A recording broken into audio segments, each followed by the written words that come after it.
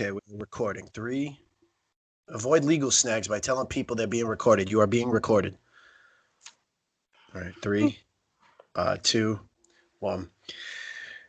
Hey, everyone. Welcome into the MJR podcast family. We have a group effort here today across our MJR podcast family platform. We have Will Winfield from the DAB podcast. Will, how are you today? Not too bad, yourself?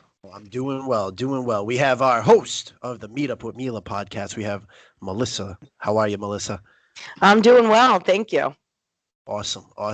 We have Gabe Bryant, a guest of our show. Gabe, what's going on, man? How you feeling? Good. I'm doing all right. How are you guys? Doing good. I got to ask you, is that orange or yellow? This is yellow. Does it show up orange? I don't know. I was asking. I don't know. The hat kind of looked orange, but the sweater looks yellow. I don't know. There's everything's supposed to be yellow except for the actual symbol on the chest. I like it. And then we have our two very special guests. Number one, we have our resident Last Dance Michael Jordan expert. We have Eric Herb. Eric, what's up, man? Hey, Mike, glad you could have me back. Glad to have you back. Without your camera. It's awesome. And then we have our one of the original hosts of the Studs podcast, where it all started almost a year ago, back in the office. We got Keith. Keith, what's going on, man? Welcome back. And we can't hear him. All right. Well, Keith, whenever you want to join us, man, you can let us know. Today, we are talking about obviously coming up on the 1-year anniversary of all the lives lost in that helicopter crash last year, including Kobe Bryant and his daughter, Gianna. Mm-hmm. Last year, I think we can all say there were some positive things. There were still a lot of positives, a lot of negatives for sure.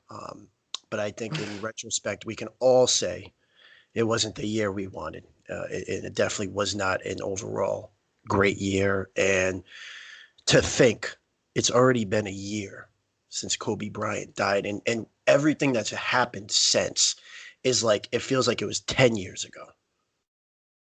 That's how bad last year was. And, January 26 came, and you would have never thought after this happened that the year could have gotten any worse. And it was definitely a horrific day, and we're here to share our experience about the news and just about Kobe and his family and all the families that were in that crash and all the lives that were lost that day. So obviously, I mean, this is no shocker. I would like to start with Will. Will is the Lakers fan here, and he's more in tuned with him and has been watching him for how long did he play? 18 years, 19 years he was a Laker? Yeah, 18. So, Will, when, where, how? Let us know. Yeah, first off, thanks for having us. I know that's what Kobe does. I mean, you're a diehard Celtics fan, but just Kobe just shows that it transcended just basketball, transcended the rivalry. But I always tell the story that when I first found out, my friend in LA texted me, and he's asking if it was real. And I had seen it come across my phone, but I don't trust nothing on TMZ. And I'm sitting there, I'm watching ESPN, and I'm like, if that comes across, that's the first thing popping up. And I'm on ESPN, and my phone's going crazy.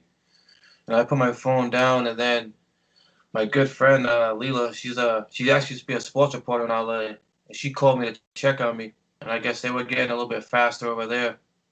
And once it confirmed everything, growing up, especially as a black male in the black community, you were taught you don't cry. And my son, that's my first time I think my son's ever seen me cry like that. And I still remember I didn't know what to tell him. I couldn't put the words together. And then stories were coming up left and right. I heard the whole basketball team was there. I heard it was him, his wife, all of his daughters. Then I heard he was with Rick Fox. So the stories are coming all over. And then finally the complete story was just him and Gigi. And just being a father, I know he much rather have been his whole family, because I know he had to feel the loss. But Bianca, Capri, Natalia and Vanessa were going through, and it's like it was. And then you have like the stuff people saying like what happened in the plane or how he went down. Nobody knows, but just I still couldn't believe it was gone. And then the first time watching a Lakers game afterwards, it wasn't Lakers basketball. I mean, it's still not the same watching it for me. And yeah, I mean, like I got him tattooed on my arm. I'm a diehard Kobe fan. I got the Kobe stuff. I'm. When I was in the military, they called me Young Kobe, just because I would always talk and I would, I would have the Jordan Kobe debate all the time. But I mean, I just see his impact now, and it was just like with all the things that happened in 2020. I think he blessed us with like fathers finding a newfound way to like love and cherish their kids, because just the phrase "girl dad." I mean, he made being a girl dad popular. He made spending time with your daughter popular. You seen grown men like doing dance recitals with their daughters just to cherish every moment. He made being present even more of a thing. And like I'm with my son all the time, but even every moment we sit there and do stuff, and I mess with him sometimes. Like I'm your girl dad now. And he mess with around, and we joke about stuff, and there's no, to me, there's no replacing them. Not just the thing, but the hardest part for me is like the story about Kobe Bryant. It's not a basketball player no more. It's the man. It's the thing, the off the court stuff. It's the Mamba Academy. It's the money that he put all over in all these places. The accolades on the court, they are what they are. But just seeing the man, the father, and I think for the first time, like the narrative of him, everyone's forgot about the incident and back in Colorado with the whole rape case. You're not talking about that no more. And it sucks that it took him losing his life to finally be honored for something other than a negative way. But I mean, on the court, off the court, to me, he's the greatest athlete I ever seen, just for what he did for me at a time. Because growing up, man, being a Laker fan, you knew one thing: he was gonna give it to you for 18 years. He went out there and balled, and he never left the team. You don't see players leave their teams. Always there, win, lose, torn Achilles, broken fingers. He just went out there and balled, and that was the Mamba way. Absolutely. Let's go to Melissa. Melissa, when and where, how? January 26th. Take us back. So I believe when I first heard the news, and like Will said, it was like we were hearing all bits and pieces, and once again, like you're in complete disbelief. I don't know if you guys remember, but last year this was right after so much had been going on in terms of the Australian forest fires, and that was like devastating in terms of the ecosystems and the animals and how much had been burnt. And it just seemed like it was already, I mean, for January, it was already a really tough start to 2020, and we we all know how the rest of that went, unfortunately. So, and when I heard that, I was like, what? Like, I can just remember, and hearing the news, and like Will had said as well, I'm a mom. I remember Kobe being around since I was in high school or the end of high charismatic, just figure that you just think is just a constant, right? When we think of basketball, we think of greats like Kobe Bryant and the like, and just to think of like the fact that it just brings forth the fact that we're all on borrowed time, and it doesn't matter how much you contribute or how big you are, and how it just, you just realize we're all people and we're all vulnerable to different things and situations. And as a mom, it just broke my heart on so many levels, thinking about his wife and how she was even dealing with the loss of her partner, never mind her daughter, that had so much promise. And I think, even though I have to say I like sports, but I wouldn't say I'm a sports enthusiast. I just felt like, Kobe was always just such a constant. I remember, like I said, you were just in disbelief as to like, how did this happen? Why did this happen? Who else was aboard? Feeling bad for those people as well, because, Kobe and his daughter were certainly the main people that we knew, but we realized too, those are other lives on that, on that helicopter as well. And just, it was just a travesty all around. And additionally, so I had my son back in 1999, where Kobe, I think, was pretty new to the scene at that point. Was he, guys? Was he new in 1999? Yeah, 2 years probably. Okay, yeah. So, but I remember like even for him being sort of new to basketball and everything in terms of like becoming famous, and I just remember during that time like he was just so charismatic and so full of energy, but you realized was filled with determination and passion and things that I guess we all just want to harness onto. And so I just had such a difficult time figuring out first off that I was having a son and really thought like I can't even picture myself with a son. I always thought I would have a daughter because it was me and my sister, and just knew everything about girls, but was definitely a little bit nervous about welcoming a son into the world. And so went through baby books and everything, my family and I, and because I thought Kobe Bryant was such a huge inspiration to so many people, I ended up naming my son Colby, which is a little bit different, Colby. But it was definitely an inspiration to that. So when I even heard like that day, that he had passed away in such a tragic way, it was one of those things too that it was like, oh my gosh, like,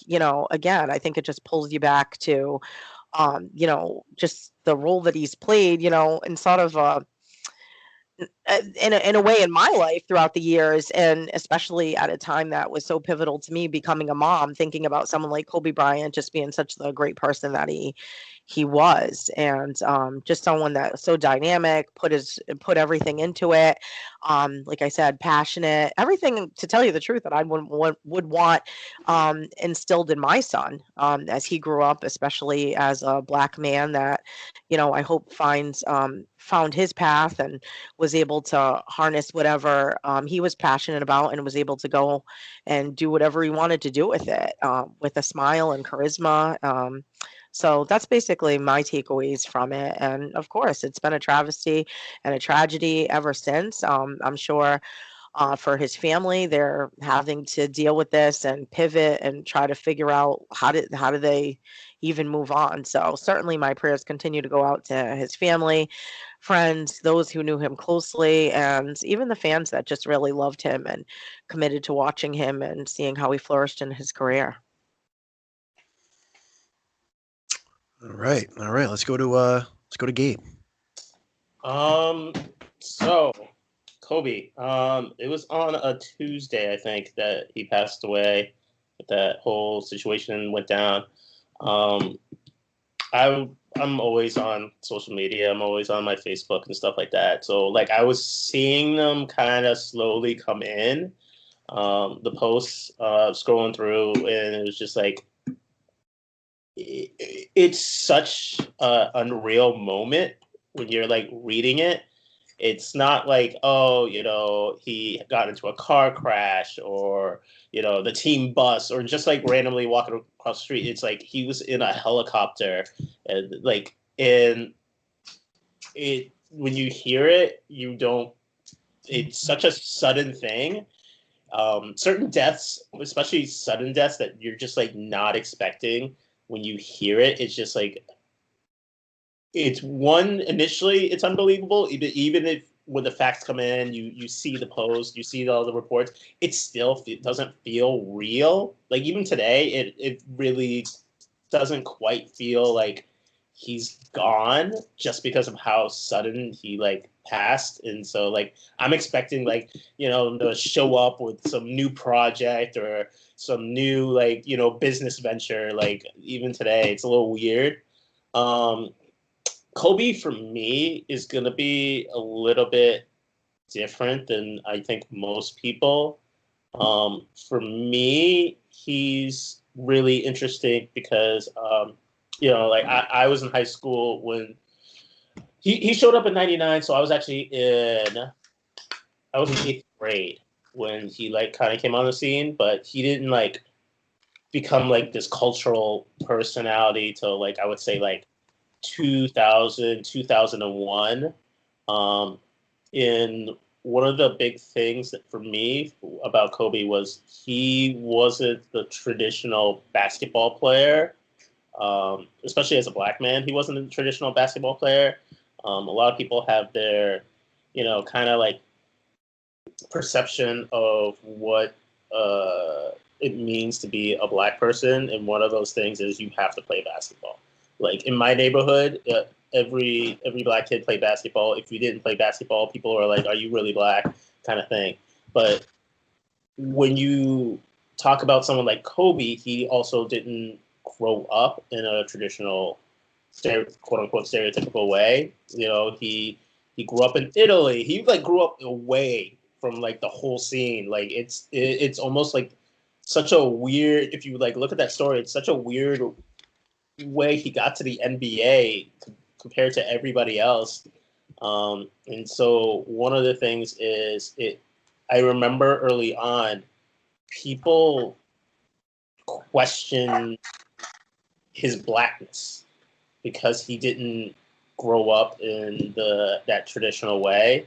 And one of the things was like he was kind of like Kanye before Kanye became Kanye. And one of the things I remember that was like a big like, oh, he's the real deal. He's the real like he's black. He's one of us. He's the real deal. He's got those skills. Is when he went to Rucker Park in 2002. And I don't know if like all of you know what Rucker Park is, but it's in New York. Especially early 2000s, street ball was huge. And one was huge. Like kids in the streets doing all the basketball tricks. We're all like passing around like VHS tapes back in the day of all these like crazy like basketball moves. And one of the kind of home bases for that was Rucker Park in New York. And in the early 2000s, they don't do it as much anymore, but like occasionally some NBA players would come through and like, you know, be like, oh, you coming here? We're gonna test you. We're gonna test you. And I remember that Kobe went there and, you know, he put it down and like people were like, after that, I didn't hear anyone questioning kind of like who he was as a person, who he was as a black man. It's just like his skills just like made it unquestionable who he was. And he's just, you know, he's Kobe, you know, like he is one of the best basketball players. But that was like one of my initial takeaways of Kobe. But like over time, different things happen. You know, I grew up a Lakers fan just because no one in my family kind of like brought me to a lot of sports games, and no one really explained to me the history of a lot of the sports stuff. So when I was a kid, I actually when I was a kid, I had to do a book report, and I did it on Magic Johnson, and I really liked, you know, him, and I liked kind of like the team, and so I became a fan of that, and I also became a fan later on with the Celtics. I didn't know about the rivalry, so I've always had that kind of like split where I kind of like had to secretly be like, oh yeah, I love the Celtics, and also Lakers. So, but he was always, you know, obviously one of my favorite players because, you know, he's Kobe. But one of the bigger things I really found interesting is towards the tail end of his career. A lot of these basketball players, you know, they lose a lot of money. You know, they aren't smart about how they handled their money. Like same thing with NFL players. So many people like lose their money. They're always struggling. And I really liked seeing what Kobe did post basketball because his work dynamic is like, it's hard to describe. Like it is top tier A+ work ethic, but you can't just throw that energy away. If it's energy, you know, energy doesn't get destroyed, it changes. So for him, it was like, you took basketball away. So what's he going to do with all that energy? And he split it 3 ways. He split it between his family, his business, and his coaching. The coaching thing I didn't know about till really right almost before he died. There was a really funny picture that was floating around, like I want to say like a couple weeks or a month before he died, and it's, you know, he's got all the girls. I think they had just lost a game. He's got like his girls basketball team, and he's got the board up, and the picture's funny because it looks like they are just like looking at calculus, and Kobe is just like 100% Kobe on these girls, and after I learned how much he really loved teaching these girls. And that's why he was like he wasn't your, I don't know, like, I don't want to say average coach, but he wasn't like treating them like they were like kids. He was like, coach. It looked like he was coaching the Lakers, like right there after a loss, because he had the whiteboard out and they're just like their faces. It was a really funny thing, but like learning what the kind of truth behind that is, it's an amazing thing. It's like that part of that energy went there. And the other part of the energy that I really thought was like a really cool thing was his different business ventures. Like, did anyone else know he was, involved in animation? Because I didn't know. Like, he won an Academy Award for like an animated movie, and I was just like, wait, what? And it's just like, it's one of those things. Like, when you have that kind of energy, and creativity comes in so many different ways, and he's clearly a creative person and a multi-level person. That was one of those things that was like a big deal to me. It's like, when you learned, especially after his passing, all the different things he was working on, like, you're like, wow, like it gives you a new perspective on him, but also basketball players. Because some people, sometimes, you have that, even though you might consciously know it, that they're just multi-level people, sometimes like subconsciously you're thinking, oh no, they just know basketball. And like, once that is over, it's just like you're not expecting too much. But like, he's one of those guys. Like, every time you doubt him, he goes above and beyond and be like, no, like, look at this, look at these things I'm doing. Like, wow, I don't know. It's just like he's just a wow factor to me whenever you learn something about him. So many different directions he went into. Yeah, like, it's more than basketball. Yeah, more than basketball, and he hits different. Like you could not like sports, but you could respect what he did off the court, respect all the other things that he did. But no, amazing. Let's head to the. Let's go to the faceless anonymous Eric. Eric, when, where, how, reaction? Well, when I think I was at my aunt's house when I found out, and I think the way I found out was, Mike, I think you put something in one of the group chats that we were in about like the news that Kobe Bryant had just died in a helicopter crash, and it was like reported by TMZ first, and I was like, Mike, what is this? Don't be like playing games with me. I didn't want to believe it, but then like as time went on, I kept checking what was going on. I found out like, oh man, this is real. Like, I was just shocked. I was like, he's really gone, that fast. And Kobe Bryant, since I'm a little bit younger, I didn't really get to notice him until like the end of his career, but I could still kind of like tell like he was such a special athlete in person. Just because he was still pushing himself, at the end of his career, he was still like, he tore his Achilles, he was breaking fingers, but still playing games. This guy, the work ethic, the dedication to the game of basketball was almost unparalleled, except for like Michael Jordan, that type of level of competition. But, just watching clips of this guy when he was younger from like YouTube, it was like clear, you could tell like he was just so hungry to be great. Because when he came into the league, in 1996, this guy, he was good, but he didn't have like a lot of like the natural skills that maybe some other guys had. He didn't have like size he could rely on. He had to work so hard to get to the level that he was at. And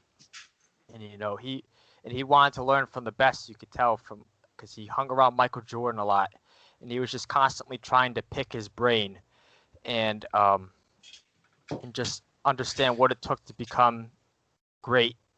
And you could tell, like, I think he used to wake up at like 4 or 5 in the morning almost every day, well before practice would start, and he would just be in there working on the fundamentals, shooting I don't know how many shots per day just to have it down because he felt like that was so important, and that's really what separated from a lot of the other guys that played the game, because they had the size and some natural skill, but they weren't willing to put in the work that he did to bring them to that next level. And and he was just the ultimate competitor, really, and he kind of took it personal. I felt like a lot, almost like MJ did, especially like, yeah, he won a lot of championships with Shaq early on, but then once Shaq left, Kobe like took it as his personal mission to really like prove everyone wrong. Like, I don't need Shaq to win. I can win on my own because I'm that good, and I trust the work that I've put in to win.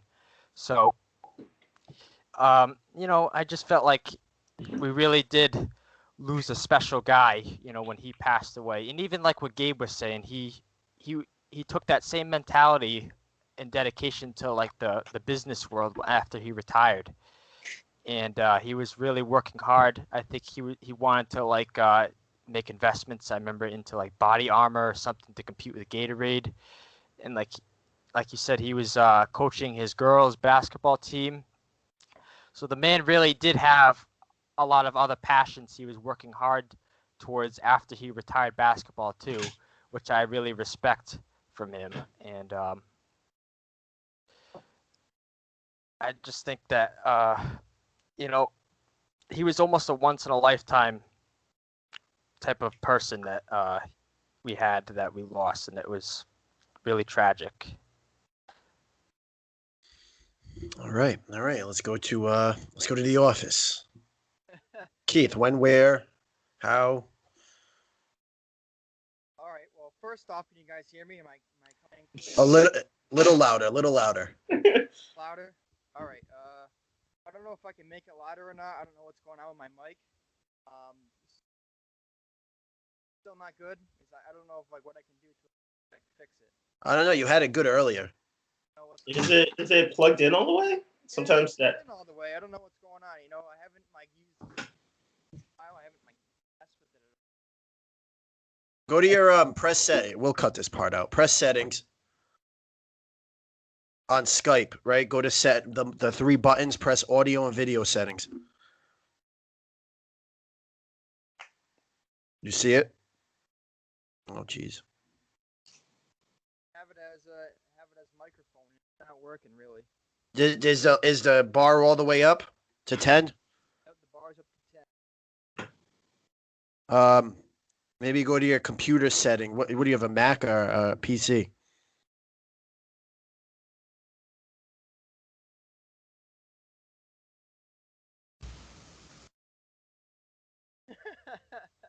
Unplug your microphone. Just talk through the laptop.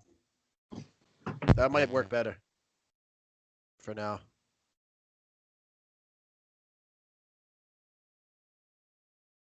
Yeah, then just go back to the settings, audio and video, and make sure it's like set it's a different microphone.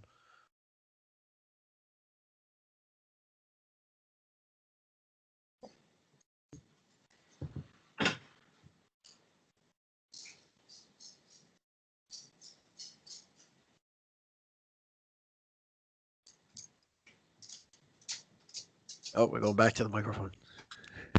Yeah. What? Say it again. Hear me? No, it's like low. Just don't use the mic. Yeah, don't use the mic. Just talk through the computer. Just make sure audio and video it's set to something. It's set to like the computer mic or something.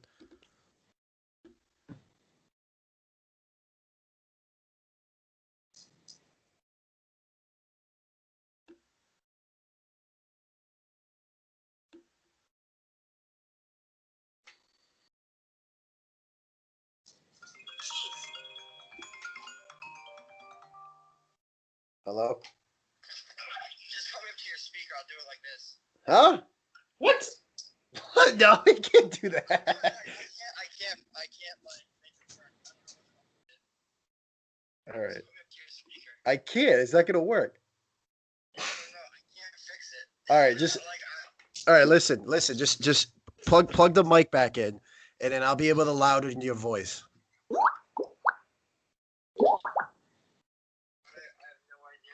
I'll just make your voice louder. You had it early. I don't know what happened. It was good before.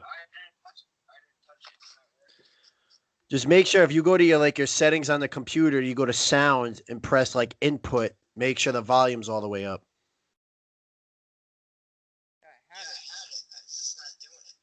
That's all right. Just talk through the mic, and then I can make it louder in that pot. All right, can you hear me? Like, this is Somewhat. all I can get. Yes. All right, that's good. It's getting better. It's better. All right.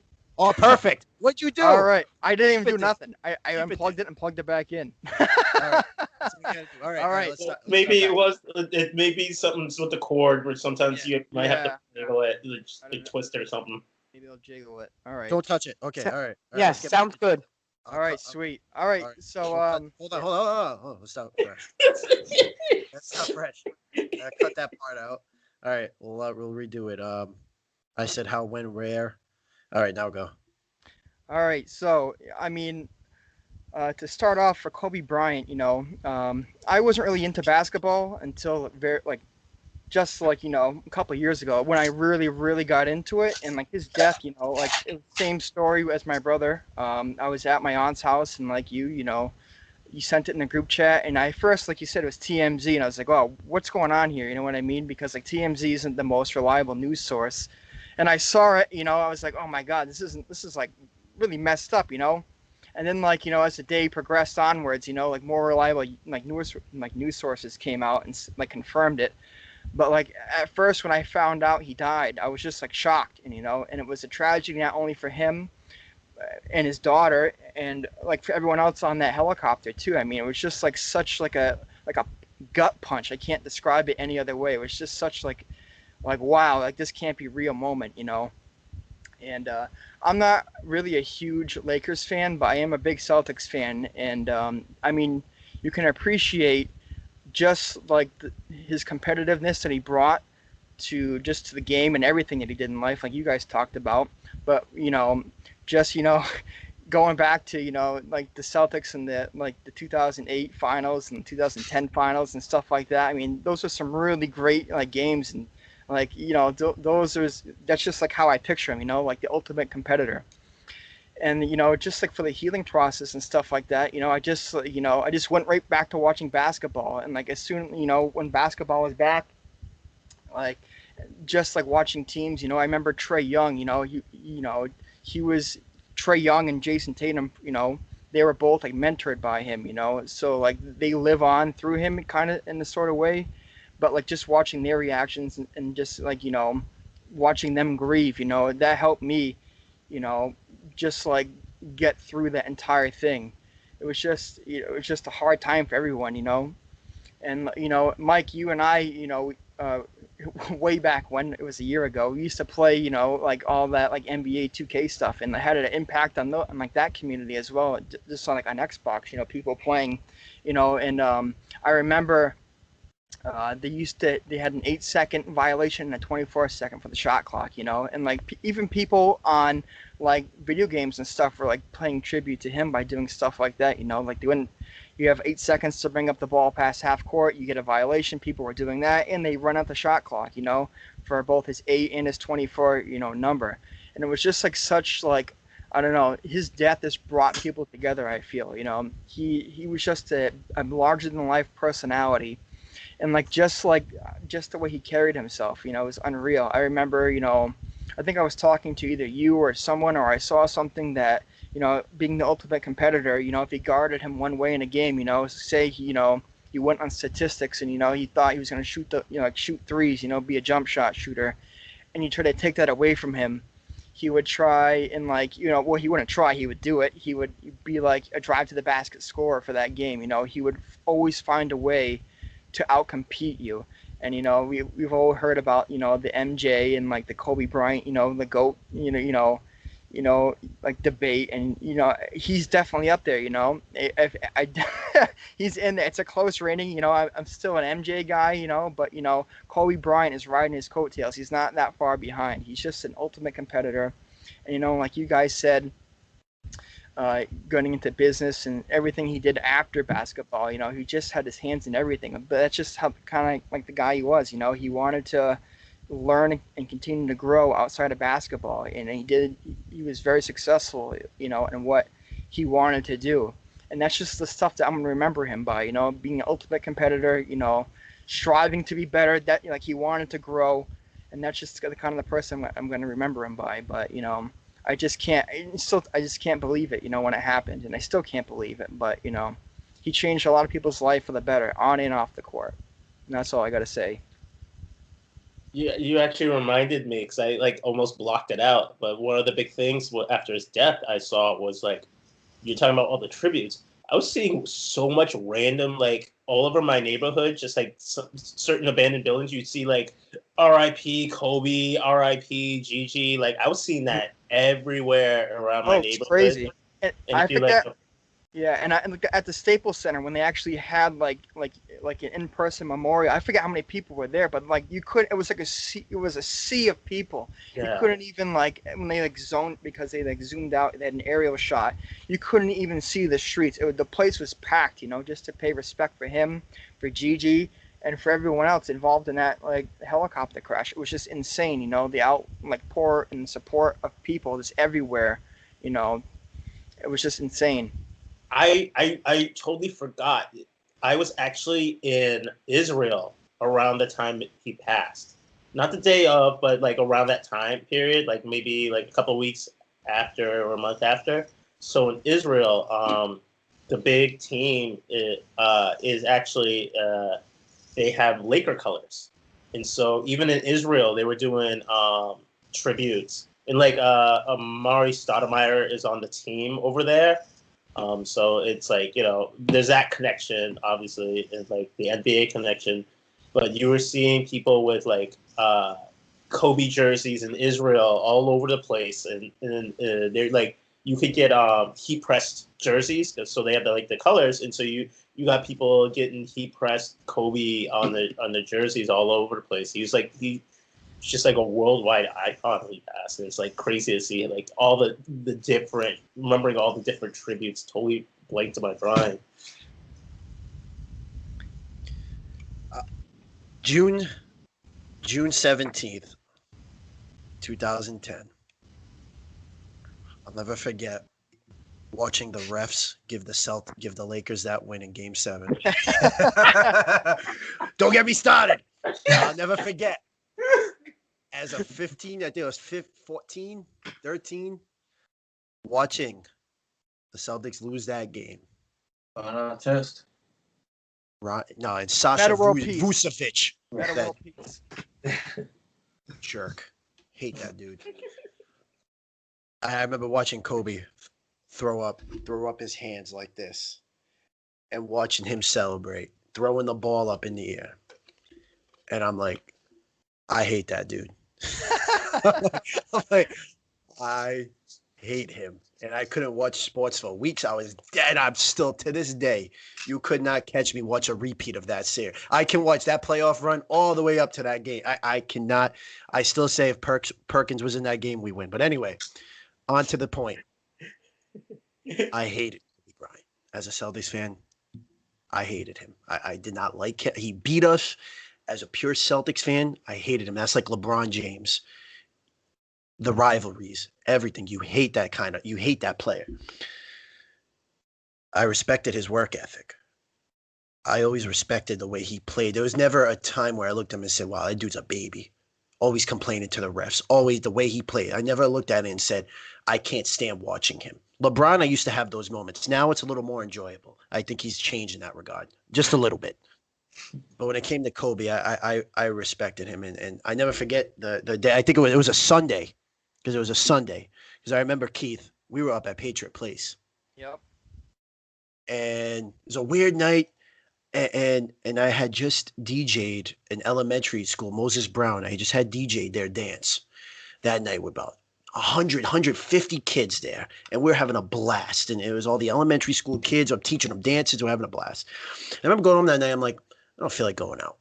I feel like doing anything. And we still went out. We went up there. And I remember watching the TV and seeing LeBron. That was the night he he passed Kobe on the all-time scoring list or number 3 over. Yeah, and I remember seeing him go up to Kobe in Philly on the screen and seeing that. And I'm like, that's pretty cool. And then obviously the night goes on. Next day, got to sit with my father for a little bit. We've been so busy, and we were sitting and just watching TV. And I never just sit and watch TV. Like it has to be like something good. And I'm just sitting there watching, thinking Practical Jokers or something with my father. And a kid in my flag football group that I played in messaged it, and he's like, Kobe Bryant in helicopter crash. I'm like, what the heck is this? I'm like, this dude's spam. This dude never messages the group. This is definitely spam or something. Click on it, and brings it to TMZ. And like you said, you don't really, believe TMZ 90% of the time. And it says it, and I'm like, Dad, it's saying, Kobe Bryant, died in a plane crash or helicopter crash at first or whatever. 10 minutes goes by. I'm flipping through the channels, NBA TV, ESPN, even 50, anything, MSNBC, Fox, everything. I'm flipping through. Nothing. Complete silence. Nothing. So I'm like, this isn't legit. TMZ comes out with another thing. Kobe Bryant and others in plane crash. Flipping through the screens again. Nothing. They no coverage. Nothing at all. 2:00 hit. ESPN comes on. And I think they had the Pro Bowl. Pro Bowl was on. Yeah. It was the Pro Bowl. And they cut through the Pro Bowl and they report the news. And I just remember just staring at the TV. And I'm like, I had no words, because you had all the reports, like you said, Will, of his whole family, the team. I think I even saw something about LeBron being involved, and then Rick Fox, and then it went back to just Kobe and others for the time being. So I'm sitting there, I'm watching. I see Jay Williams come on, ball in his eyes. Stephen A. Smith, they're all talking about him, and all of a sudden it comes out that his daughter was on it, and other kids were on it. And I have the names of the people, and you had obviously Kobe and Gianna. You had John, Kerry, and Alyssa Altobelli, young daughter. You had Sarah and Peyton Chester. Peyton was 13 years old. And it's just, and then you had more. You had even Christina Moser, assistant coach for him, and then Ara Zobayan, and you have all these people that were on that helicopter. And when I saw that, when I saw the news about the daughter, I lost it. I just remember sitting there and losing it. I had to go outside, stand on the porch, and I'm like, him in the crash at first, I was shocked. And then hearing the kids that were in there, and the teenagers and the young people that were in there. And that's what got me to that next level. And I was thinking about all the kids that I had just, DJ'd for the night before, and all the kids at the time I was teaching. And it just overwhelmed. And I can tell you, I wasn't the biggest Kobe fan, like I said, but he still had that impact. And I remember just sitting there and not moving. I didn't move for about 6 hours. Just sat on the couch, stared at the TV. The Celtics were on that night. I think they were playing New Orleans, and Tatum wasn't playing and all that stuff. And I didn't move for 6 hours. I didn't eat, didn't do anything. And it was such an overwhelming feeling. And it was just, and all the reports kept coming out or whatever. And one of the things I thought about was, it was like, this helicopter crash and all that stuff. And you look back at it a year later, and it was such a or whatever the word is, foretelling, I don't know, a pre-telling of the year to come, because after that, we get hit with COVID, and the world changes dynamically. And that makes me think back to, it's going to be 20 years in August. 20 years in August, and it's her birthday today. But I thought back, and I'm like, it reminded me of Aaliyah, of her crash, her helicopter crash. Now, she didn't even get to enter her prime of her thing, and this is a whole different conversation. But it made me think, and I'm sitting there, I'm like, helicopter, private plane, and thinking all these thoughts. And when she had passed, I was only like 4 at the time. You know what happened 2 weeks later? 9/11. 9/11 happened 2 weeks later. Kobe passes away. A month and a half later, not even, COVID happens. And the whole world changed after those two people left. And it's sad, it's frustrating, but like you said, you never know what can happen. And a lot of lives were lost that day, and it affected everyone. Whether you're a Lakers fan, whether you're a Celtics fan, whether you weren't even. You all remember when where you were when Michael Jackson died. You all remember those. And Kobe. I hope you're okay, Will. Kobe is on that list. Kobe is on that list as one of the most influential people in the whole world, and in culture. And I couldn't. Again, I was watching that Celtics game, and it was just like so like, I wasn't getting excited. It was a close game. I wasn't getting excited. I couldn't. I know they aired his final game 2 days later, and it's like I couldn't watch that. I could not do it. I couldn't. Come Monday, it was I had to keep all sports off. There was nothing. I didn't want to hear about anything. Nothing at all. I didn't care about Tom Brady leaving at the time. It was nothing. I couldn't watch. And it definitely has that effect. And even sitting here thinking, it's like it feels so much longer than a year.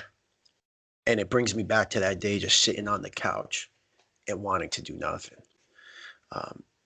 And his impact on the world, his impact on other things but basketball. I mean, he was in TV when he was first out.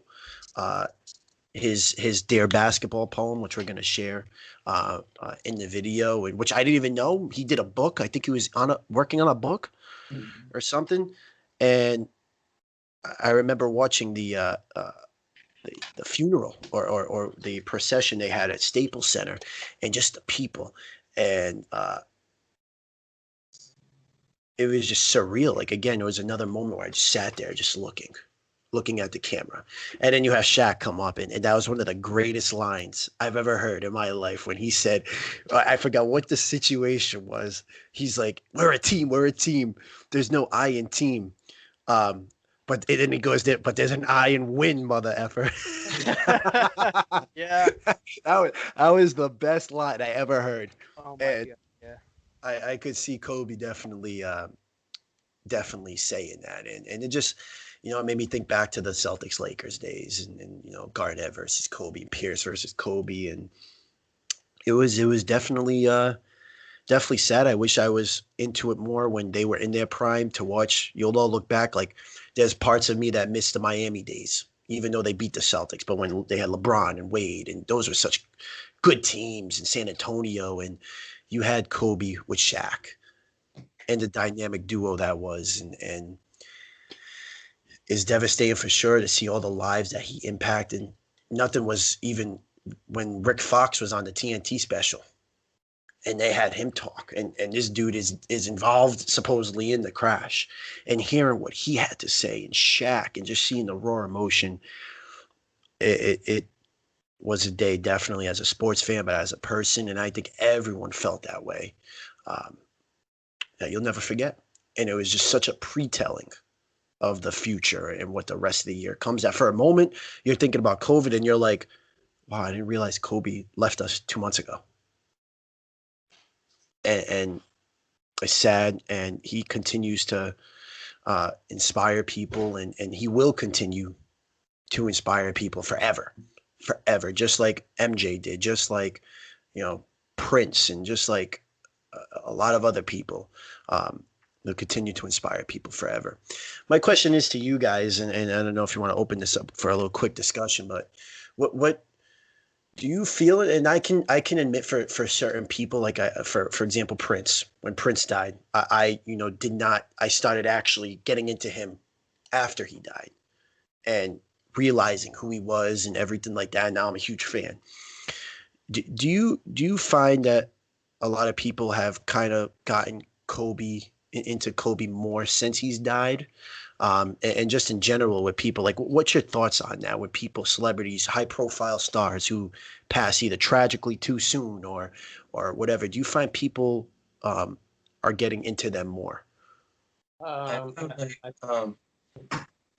I, sorry, yeah, I feel like with me, like when Kobe died, I never like my son was 8 at the time, and he died on Sunday, and like he was doing the martial arts, and I told him, you didn't have to take your belt test on Tuesday, and I know you probably can't see it, but he came with his board, and he wrote for Kobe, and I told him you don't have to, you don't have to, and he was like, you always say Kobe mentality is no matter what, and he went, he did his belt test, and he passed it.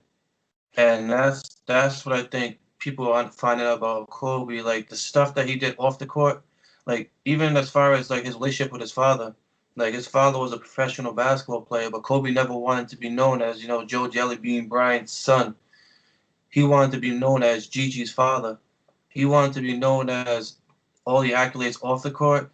And you see, even the number one pick in the WNBA draft, Sabrina Olescu, he made women WNBA basketball popular again. Well, popular, period. When he started wearing the orange hoodie, that orange hoodie is one of the most popular sales right now in NBA store because Kobe started wearing a WNBA hoodie. Well, his impact on the WNBA is because of Kobe Bryant. If people are watching, even what's going on with the LA Dream, is because of what Kobe Bryant's impact on girls basketball. He's making girls basketball more popular than it's ever been. And like I was talking to somebody who was telling me he's a diehard Kobe fan, but he didn't realize he wasn't even drafted by the Lakers. So Charlotte. oh yeah. you got people going back and like learning the real history. Just because you still have certain people that they'll say stuff on social media for clickbait, like Michael Whitlock, who was saying that he's never a legend because what happened in Colorado. So you always want to. So now you have more and more people looking up Kobe's legacy to defend him, and that's what happens like so much. Even I never remember hearing LeBron has the show The Shop, and he had Chadwick on there, and Chadwick was talking about how he talked to Kobe at the Oscars, and Chadwick was saying how he's like, "You'll be great. I want to take me. We got to work together, do a movie." And Kobe said, "Give me 2 years, I'll be a billionaire, and we'll make a movie." And then we lose them both. But Chadwick said he sat down and talked to Kobe, and the way that he was pick his brain, he had everything mapped out 2 years in advance because he said he didn't want to do nothing till his daughter was done into high school and he could pass it to the next coach. So he had everything strategically planned, and that's just his mindset was like thinking down the road. And you just look at the basketball. I mean, you're a Tatum guy. You see the stuff that Tatum's doing. You see the stuff that a lot of these guys that the way they're training more, and that's all because of him. Like all the off the court stuff, you don't see it no more. Like the rap videos and the crazy like flaunting your money. He made it popular to invest long term. Kobe Bryant made it popular to have stuff off the court.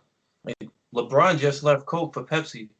You would have never thought that, but he wanted to put stakes in his company, and that's something that Kobe was one of the first to do. It's Curry with a sneaker deal. So I mean, people are seeing what Kobe did, and they're taking a lot of what he did and adding it to their life. And it's not just the skill sets, but it's the mentality, the Mamba way. Yeah, I think we all learned a lot about the different relationships because Kobe, we get, I think, as like kind of the mainstream audience, we get certain pictures in our heads because we feel like social media or ESPN connects us on a certain level, and so we feel like we understand people a certain way, and then we talk to each other, sharing all these infos, and I think when he passed away, it really showed that we didn't know anything about him as a person. Like one of at the funeral, how many posts did people see about Michael Jordan? Learning how connected Michael and Kobe were.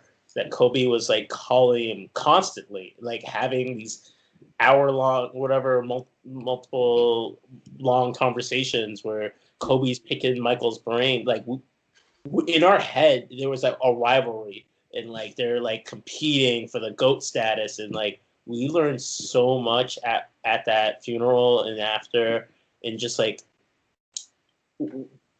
it shifts your brain on so many levels. In my head, is that we create these scenarios and conflicts that they may they may eat it up a little bit just to get their name out there, but in general, like we don't know what's going on behind the scenes. And learning all these different aspects of Kobe, I definitely saw more people kind of being influenced by him.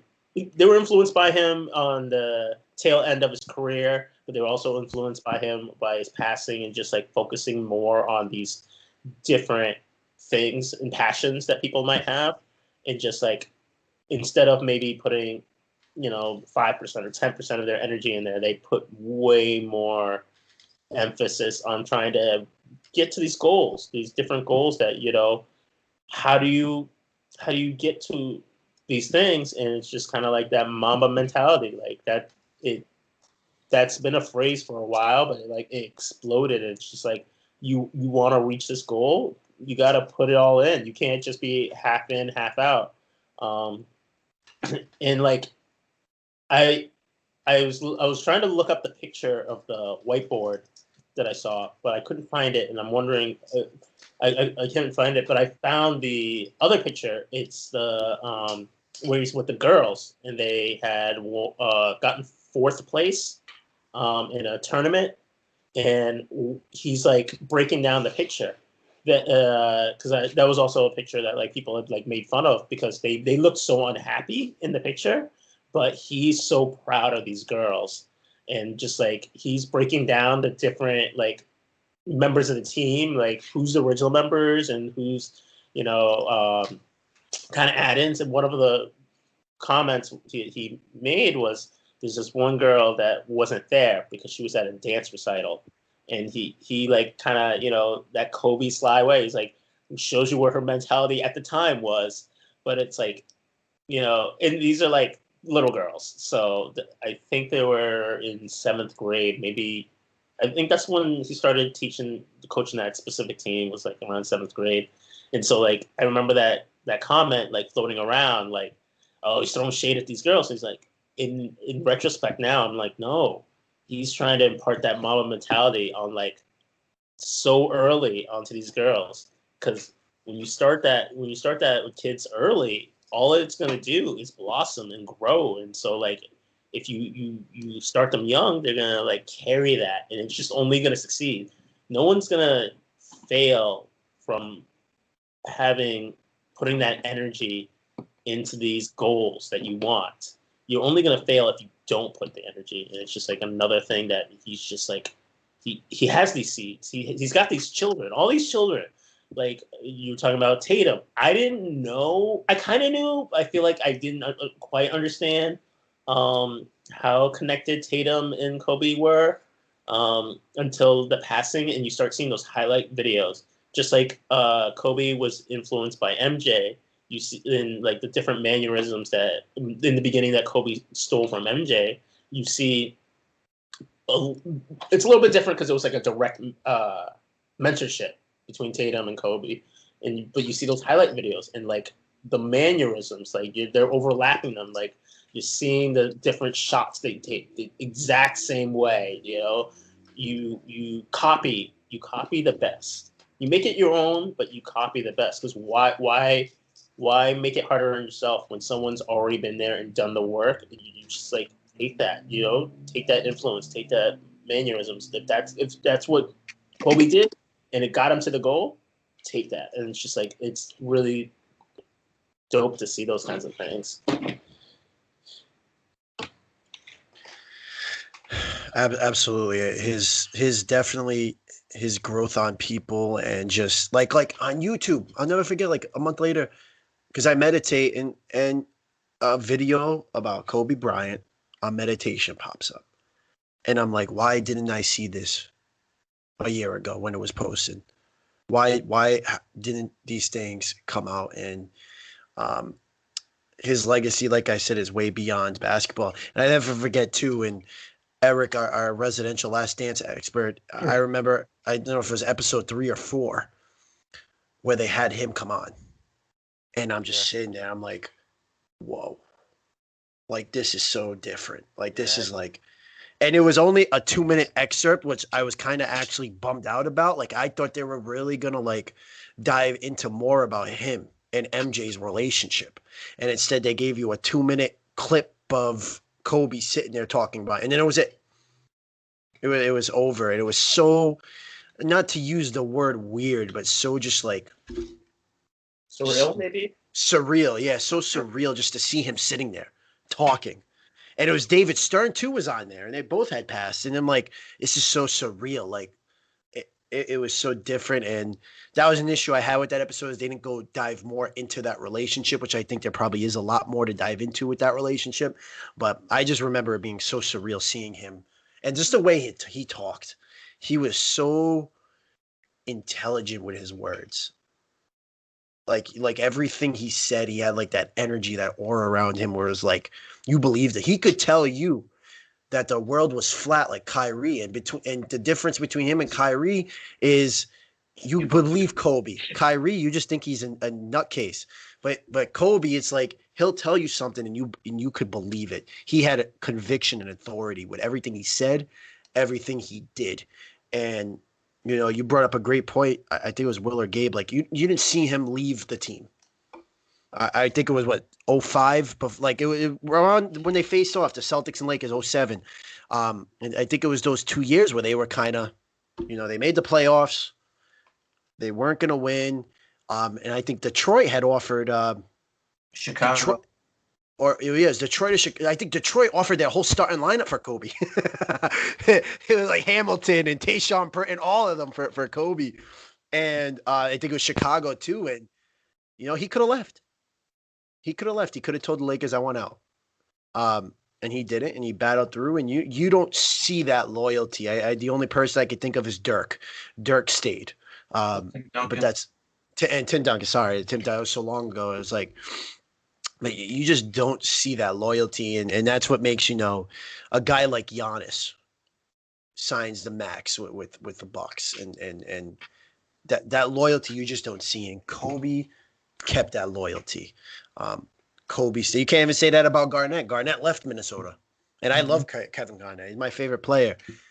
Kobe had that loyalty, kind of like all those stars back then with the Bird and Magic and MJ. And MJ could have easily went and teamed up somewhere else if he wanted to. It's so different now, and I think Kobe's loyalty to the game and to just his hard work set him apart.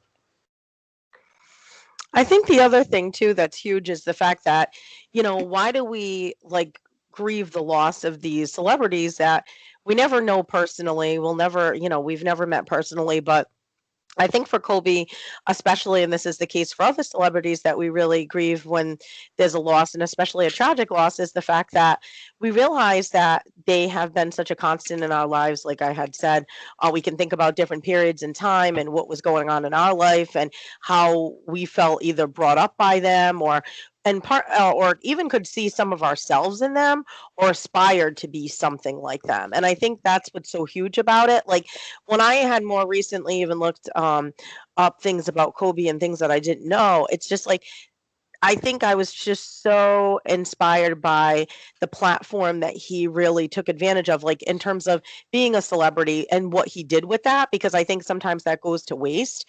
And it's very self-serving. And it showed that Kobe was there to promote so much in terms of obviously being a father and aspiring to bring the NBA to more of a focus and as a real sport, not like a secondary sport that women are doing, but also realizing that he was going to invest in his daughter and the sport in terms of making it more equitable and hopefully a better place for his daughters as well as women in general being taken seriously as athletes, which we know has not always been the case. But some of the things that I saw is even like when he was younger, he asked Brandy, the artist Brandy, to go with him to the prom. And like just thinking about like, we can all relate. Like if we Go. became, yeah, celebrities, like, what would we do? Like things like, you think about it, like you're starting off so young, like just things like, what would we think of? What would we do? Potentially, would that give us some confidence that we wouldn't have had otherwise? Who would we potentially reach out to? And one of the other things that I saw is like when he first met Michael Jordan, they were saying like that was such a different interaction than most people had when they met Michael Jordan, because he had initially said, hey, by the way, like, I could beat you on the court, right? And it was just like one of those things that people just laughed about because it was like, wow, like this guy has confidence, but also probably tried to be very unique in his own way. Not necessarily that I would take that as being cocky or arrogant, but also probably made him laugh and probably, was something that was memorable. So I think, again, it's just tying that connection. And I can remember from years now, like, again, not being one that's a huge sports enthusiast, but remember Kobe Bryant as always being in the NBA as long as, I could possibly remember on the scene as of the late 90s. And, people would call him Kobe Bryant, slam dunk giant. So it was just one of those things that you could just remember hearing, and you just never really lost that. So I feel like he was someone that, again, he could have been a soccer player. They said because he grew up in Italy, he was an awesome soccer player, and there was a potential that he could have been a professional there.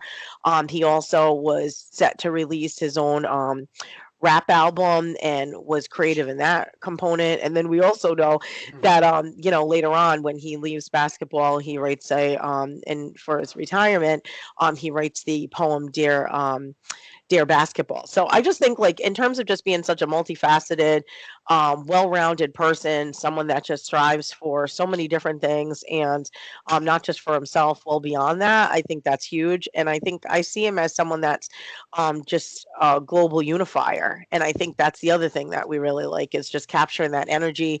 It didn't seem like he was trying to exclude people, but actually bring people in and use himself as a catalyst to really show that people can do a lot of different things. You don't have to be just one trick pony in the sense of being a basketball player, which is huge, but you can be creative in your own way. You can be your own person. And I think that that's something that, we all sort of aspire to. And I think that's why we grieve that loss. And then realizing when we do experience a loss like that with celebrities, that we will never see what they could have become. And I think that definitely is even with his daughter, it's like someone that had so much potential and opportunity. We'll never be able to see anything new from them. We never see what would be next on the horizon. And I think that's part of just grieving the whole process. And just as tragic as it is, I mean, none of us can even imagine how they passed away. I mean, it just had to be such a horrible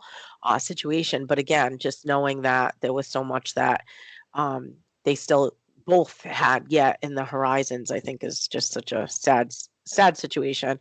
And that's why we continue to try to draw from some of what he did and who we want to be and who he was and how did he become that person and how do we strive to be better people. Random fact, do you know that Kobe Bryant rapped on a Brian McKnight song? Thug Poet. Thug Poet. What'd you say? I should know that. I didn't Yeah, know that. that was Thug Poet. Thug, yeah. Thug That was Poet. the name of that album. Because I again, love Brian after, McKnight. I'm surprised after I he didn't know passed, that. that video popped up, and I'm like, why didn't I see this? Why didn't I see this before? And yep. Rossi, you mentioned something about meditation. Can you tell me more? I don't know anything about that. Like he made meditation tape or something? Yeah. Is that what you're saying? Yeah, I'm not gonna sit there and sit here and say I watch it because I can't. It's just it's too like watching him talk, like it's just like so surreal, and I haven't been able to sit and watch it. It's like a 10-minute clip, and it's popped up a couple times, but it was just Just like one video, or did he do like series? It was one video, and it even popped up my Instagram too. I forgot what channel it was, but it was literally Kobe Bryant on the power of meditation. Okay. And it was like a TED. And again, I couldn't watch it, and just it's just so surreal, and still takes time for to get into those things yet. But yeah, and it was like I would have watched this. I wish I had seen this, and that brings up my point. It's like ever since that's happened, I've found myself to be more appreciative of who's here now, who's here right now, who's doing stuff on this earth. I'm going to appreciate right now what LeBron James is doing on that basketball court. I'm going to appreciate right now what, either Justin Timberlake is doing in music or movies, or what Will Smith is bringing to the table and all the things that they're doing, what Stevie Wonder and Paul McCartney are still doing here, and appreciating them more than looking back and saying, I missed them when they were alive. Like, I don't want to be like that. And with every person, with friendships, really, and I've tried, and no one's perfect, but that was kind of like, and then COVID happens, and it's like becoming so appreciative now of who's here right now, and who's really doing that magic, because the saying is, you're gonna miss me when I'm gone. Why can't I miss you while you're here? Why can't I miss you now? Why can't we embrace what Kobe was doing now during his life? Why did we have to wait? Why did I have to wait to embrace how amazing a musical genius Prince was during his time? Why couldn't I embrace that? I can sit there and say I embraced Michael Jackson. I was a big fan as a 6-year-old. I embraced that. And it was it was easier for me to get back into him and really respect him and continue doing those things. Why can't we embrace the people here? Why can't we still look at Stevie Wonder? And I watched him during they did a COVID special, and that dude was singing like he was 28 years old, and it was like, this dude is amazing. And then I got his album on the wall, and I started listening to it again, and I'm like, the songs that he did and talked about years ago. And even Paul McCartney, like these legends are still here. Elton John, whoever else you want to talk about, all these legends. Will Smith, a big one, with the Fresh Prince special and how they tributed James Avery and Uncle Phil. And it was like, why can't we embrace people now? And I think we're definitely embracing Kobe, and his legacy will live on. But I think the one thing that I took away from it is being appreciative of the people now in your life. So you miss them now. Miss them while they're here, not when they're gone. Miss them when they're here. And then continue to build and learn from them. Yeah. It's an expectation, because it's hard to do. It's we're not built in that sense to do these kinds of things, and it's mostly because we have an expectation. Like Kobe passed away so suddenly. Like it took a long time for a lot of people to really process that he's gone, because we expect them to be there. Another one, we expected him to be there for a while. Michael Jackson. Once you hit a certain age, it's like it's less of that, and it's like you start to see a little bit more of those appreciative stuff. Also, we don't truly understand everybody all the time. Maybe they're a little more private, so we might not appreciate so much of them till they're passed away, and we learn all these other aspects that we wish we knew. Like, we wish they shared it more, and we might have, more appreciative early on, but we just didn't know. Like, so much of Kobe, I learned closer to his death, and I really respected a lot of those different aspects. Even like, we also have, when you learn about all these other things later on, it changes how we think about them. Like, for me, when I think about Kobe, I'm an artist. I do drawings, graphic design, whatever. Kobe's an artist, but he's not an artist in the traditional sense. Mm-hmm. He's creative, but he's when you think about him, you're not going to think a creative person. You're when you hear creative, you're thinking, oh, he's not doing paintings, but what he did in business and all the things that he was interested in, he did to, like, as weird as it sounds, a black belt degree. Like he did it to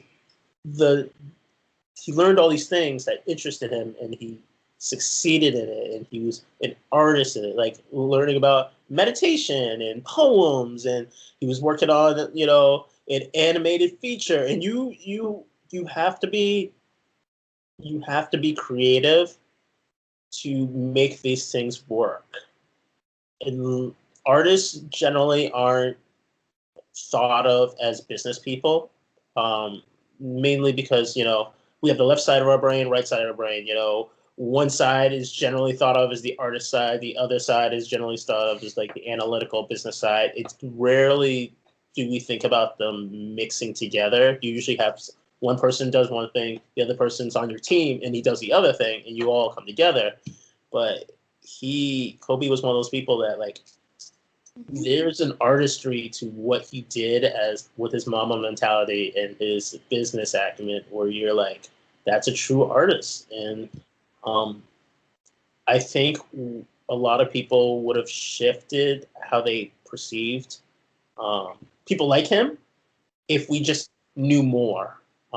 Sometimes I understand why they're private about certain things, but I wish I knew more of these things really early on. Like, had I known he was like trying to do all these things, maybe in like high school or college, and like that may have, changed how I may have approached different things and, succeeded and processed different aspects of my life. I don't know. I'm just throwing that out there, but like, it's tough to be appreciative when you're alive when we don't know the whole story.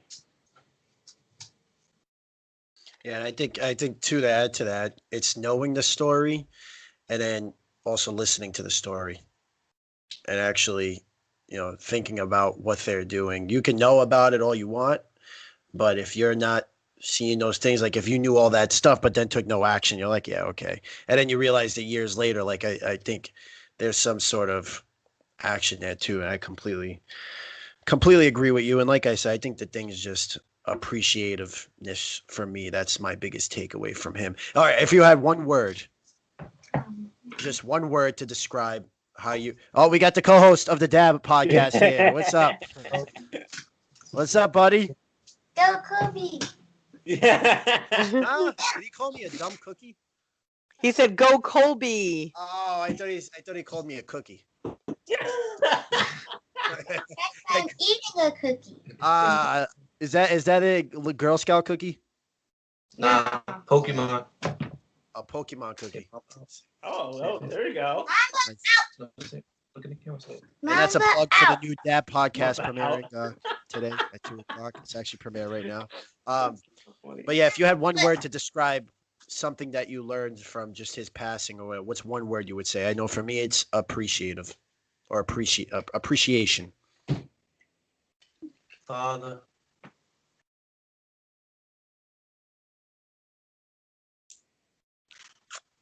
Anyone can go. It's a free for all. I don't care if I said my word would be father. Father. Keith, what'd you say? Your mic's going again. Yeah, I know. I said that's a loaded question. That's a hard thing. Loaded? Okay. All right, Yeah, Gabe. loaded question because there's so much to him. Yeah. And I think that's the thing. There's so many words to describe what happened. But I was going to say my word would be dynamic, since he was such a dynamic person that just kept changing and reinventing and inspiring. Dynamic. Eric, Yeah. anything from you? I'll just say he was a competitor for sure in every aspect of his life. He'd be competitive on a sinking podcast. Like he'd try to like Yeah. if Keith said something that was intelligent and amazing, which he doesn't do. But I'm just kidding. I'm kidding. I'll cut that part out. But like if Keith said something intelligent, like he'd try to like come back and be even more intelligent because that's how competitive he was, but he'd also listen to you as well. And I think Kobe just showed me, let's appreciate while people are here, and let's appreciate and value what they do. Like, for me, I've been very appreciative of the genius of Justin Bieber's early music. Like I've become more fanatic of Justin Bieber, and to be like I'm appreciative of his earlier music, and but that's a joke, even though it's not a joke. It's the truth. But that's definitely the main takeaway. Well, we'd like to, for me, Yep. hold on, before you shut it down. Creative. That's definitely something that's like kind of been floating through my brain.